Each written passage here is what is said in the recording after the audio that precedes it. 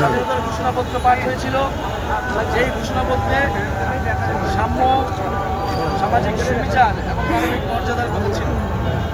আমরা ৭১ সালে এই মেহেরপুর থেকে সেই ঘোষণাপত্র পাঠ করেছিলাম। একটি স্বাধীন বাংলাদেশের স্বপ্ন নিয়ে বাংলাদেশ যাত্রা শুরু করেছিল, কিন্তু বাংলাদেশ রাষ্ট্র বিনির্মাণ হয়নি, রাষ্ট্রের প্রতিষ্ঠানগুলো আমরা গড়ে তুলতে পারিনি।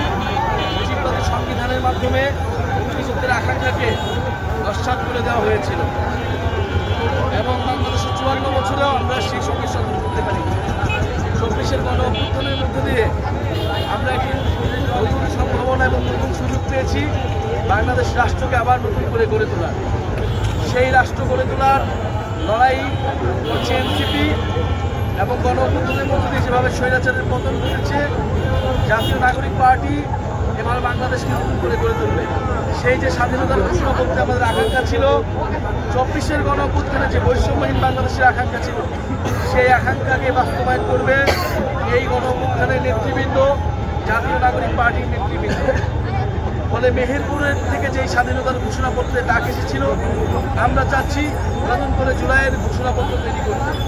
এই ঘোষণাপত্রের মধ্য দিয়েই বাংলাদেশ রাষ্ট্রের সামনের দিনগুলোর যে পথরেখা, সেই পথরেখা তৈরি হবে, বাংলাদেশ রাষ্ট্রের বিনির্মাণের রূপরেখা তৈরি থাকবে। আমরা আমাদের এই পদযাত্রা চলমান রাখবো। ঝড় বৃষ্টি যতই বিপত্তি বাধা আসুক না কেন, এই পদযাত্রা ৬৪টি জেলায় পৌঁছাবে এবং ৩ আগস্ট শহীদ মিনারে ইশতেহার ঘোষণার মধ্যে দিয়ে এই পদযাত্রা সমাপ্তি হবে।